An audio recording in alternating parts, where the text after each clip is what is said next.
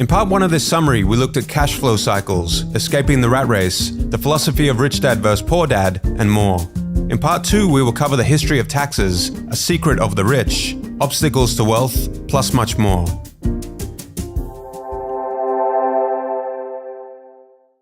Lesson 4. The history of taxes and the power of corporations. My rich dad just played the game smart, and he did it through corporations, the biggest secret of the rich. A brief history of taxes. Every time people try to punish the rich don't simply comply, they react. They have the money, power, and intent to change things. They don't just sit there and voluntarily pay more taxes. You may have heard the saying, nothing is certain except death and taxes. But for most of human history, taxes were not a certainty at all and look much different to the way people are taxed today. Occasionally, kings, queens, and presidents would collect taxes in an effort to support wars, but there were no permanent taxes levied against people on their income. Even in times of war, the highest tax rate in the Roman Empire was only around 3%. Originally in England and in the USA, there were no taxes. Only in 1874, income tax became permanent in England. And 39 years later, the US followed suit with the adoption of the 16th Amendment that made income tax permanent.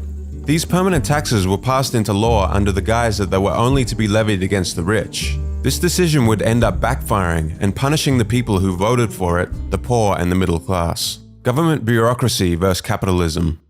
As the government grows, more and more tax dollars are needed to support it.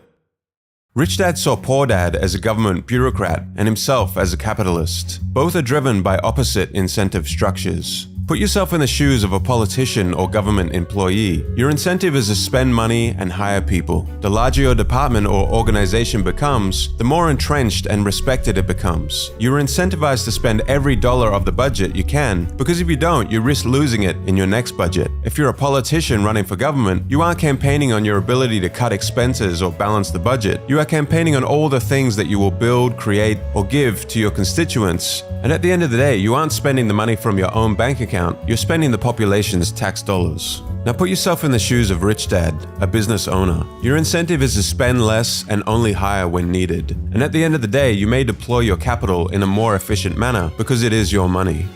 My rich dad did not see Robin Hood as a hero. He called Robin Hood a crook. This economic theory of taking from the rich and giving to the poor and middle class only lasted until the government's need for more money to sustain itself led to the taxes needing to be levied on the middle class and the poor. At this point, the rich found a new way to protect their assets. The biggest secret of the rich. The rich found a way to escape and seek the protection of a corporation. For most people, when they hear the word corporation, they may imagine something tangible like a large building with hundreds of employees. In reality, a corporation is just a piece of paper that creates a legal body. The rich protect their wealth through corporations because it gives them tax advantages over the poor and the middle class. Corporate tax rates are lower than personal income rates, and it also protects them from lawsuits. But how? It comes down to the flow of income. Take a close look at the order. An employee earns money, pays taxes, and then spends. A business owner earns money, spends, and then pays taxes.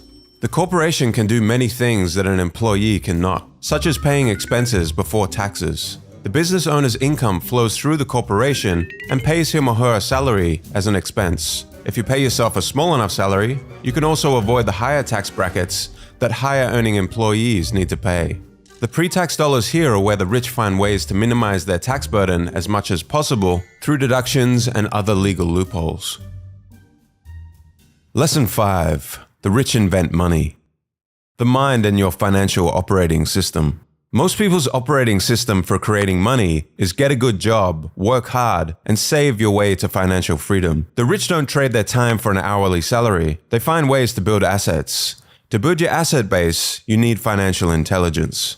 The single most powerful asset we have is our mind. If it is trained well, it can create enormous wealth. An untrained mind can also create extreme poverty that can crush a family for generations. In today's information age, your greatest asset is your mind. The old ways of making money and getting rich don't work today.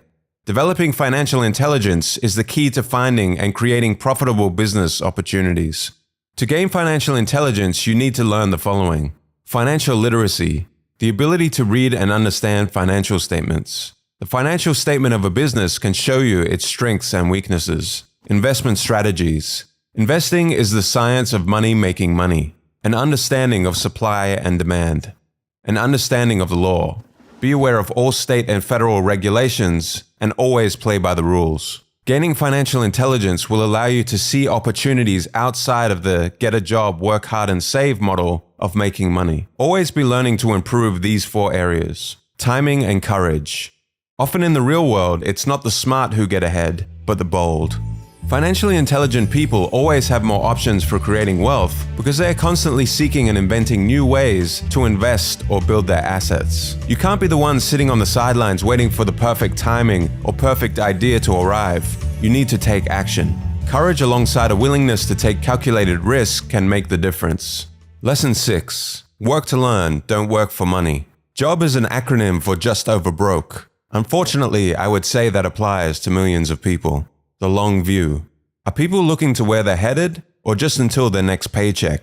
If you need to get a job and work for someone, work to learn new skills. Most people only focus on short-term benefits and will take a better paying job that teaches them nothing over a job that will give them the skills to become successful in the long run. When you're first getting started, value learning new skills over money and job security. Specialization versus knowing a little about a lot. Job security meant everything to my educated dad. Learning meant everything to my rich dad. Poor dad wanted Robert to become highly specialized and focus on job security. Rich dad wanted Robert to know a little about a lot. The main skills you need to focus on learning are management of cash flow and how to deploy capital, management of systems, how to plan and allocate your time efficiently, and management of people. Learn how to hire and motivate a team. The main specialty skills Robert recommends are sales, copywriting, and marketing, and the main communication skills are writing, speaking, and negotiating. Most people will tell you it isn't a good idea to jump from one company to another, but in general, most jobs will not expose you to all of these relevant skills. Robert considers working for different companies a wise decision. You will learn more, and from the long view perspective, this will pay dividends. Talent versus financial intelligence. The world is full of talented, poor people. Talent isn't enough to become successful. Many talented people are poor or working at low-paying jobs. This is because they haven't learned the skills to leverage their talent into financial rewards. Lesson 7. Overcoming obstacles. The primary difference between a rich person and a poor person is how they handle fear. Here are 5 of the reasons people fail to achieve financial success. 1. Fear. They fear losing money more than making it. 2. Cynicism. They are cynical and do not believe it is even possible to become wealthy. 3. Laziness. They are too lazy to change their habits. 4. Bad habits. Their behavior towards money is dictated by their habits. And 5. Arrogance. They're arrogant, ignorant, and ego-driven. Overcoming the fear of losing money. Rich and poor people have fear, but how they deal with fear is different. The rich are able to handle the fear of losing money, whereas the poor become paralyzed by it. Poor people often avoid the topic of fear or money altogether. The poor look at losses as permanent and irreversible. The rich look at losses along the journey as inevitable and only temporary. The key is to take inspiration from your failures along the way, knowing that they're a valuable lesson to learn from and are only temporary setbacks. Overcoming cynicism. Cynics criticize, winners analyze. Cynicism and doubts are what keep most people poor. When you don't even believe it is possible to become rich and you have self-doubt, you let opportunities slip past you and you prefer to play it safe. Cynics will tell you all the reasons why something won't work, but have never actually tried it themselves. Rich people are always analyzing and thinking about how things can work. Poor people are always criticizing and thinking about why things won't work. Overcoming laziness. Too many people lazily accept the status quo and don't strive for something better. Rather than saying, I can't afford it, try to change your mindset to, how can I afford it? This opens up the brain and forces it to think of solutions. I can't afford it immediately shuts down your ambition. A little greed, but not too much. Too much greed is a bad thing, but Kiyosaki tells us that a little bit of greed will help you overcome this laziness. Overcoming bad habits. To develop good financial habits, start by paying yourself first. The majority of people pay everyone else before paying themselves. It should be the other way around. Pay yourself first when you get paid, then everyone else. If you don't have enough to pay the government or creditors, this will force you to creatively think of ways to make more money to repay them. If you pay yourself last, you won't have this incentive. Overcoming arrogance. Many people use arrogance to hide their own ignorance. Robert found that people who didn't know what they were talking about would often bluff their way through a discussion with arrogance. Try not to be that person.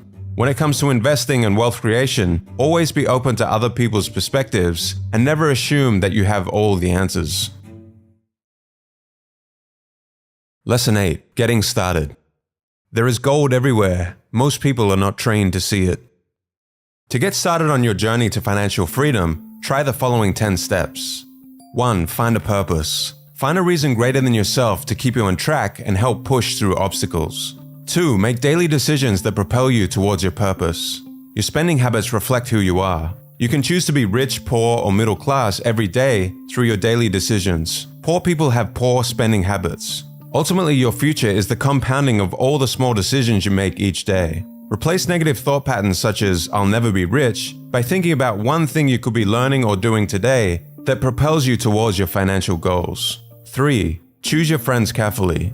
Robert warns us not to listen to poor or frightened people. They will tell you all the reasons why what you're doing won't work, but actually have no skin in the game themselves. Choose which people you want to associate with, as these people will influence the decisions you make and opportunities you find the most. 4. Master what you've learned, then learn something new. You become what you study. This is the financial version of you are what you eat. For the masses, the formula most used is to work for money, wake up, go to work, pay bills, and repeat. In today's fast-paced economy, it is not so much what you know anymore, but how fast you're able to learn new things. There are unlimited ways to make money, but so many believe that they can only become an employee to earn it. 5. Develop self-discipline, pay yourself first. When paying bills becomes more important than paying yourself, your life is being dictated by those obligations. If you pay yourself first, you'll always be building your asset column, and you'll be less likely to take on consumer debt if you know how to pay yourself first. 6. Pay well for good advice. Information is priceless. If you aren't sure how to do something, be willing to pay someone who is already doing that thing. The information that you're paying for will be a tiny fraction of the ROI you will gain in the future. 7. Get something for nothing. Whenever you make an investment, always be focused on at least breaking even as quickly as possible. Once the asset's initial investment has been recovered, any additional income from the asset sitting in your asset column is just an added bonus, and you won't be kept awake at night thinking of market fluctuations. 8. Use your assets, not your capital, to pay for luxuries. Borrowing money is easy in the short term, but hard in the long run.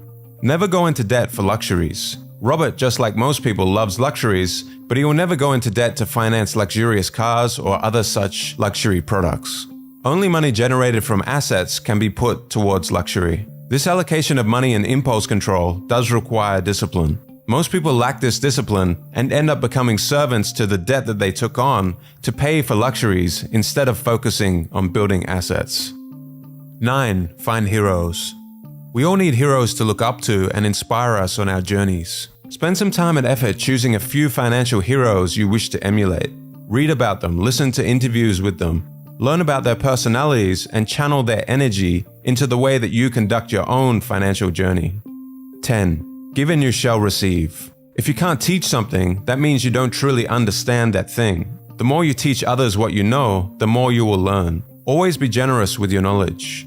The more you give, be it knowledge, money, smiles, love, the more you will receive. Make sure this giving truly comes from the joy of giving and helping others, and not because you expect to receive something in return.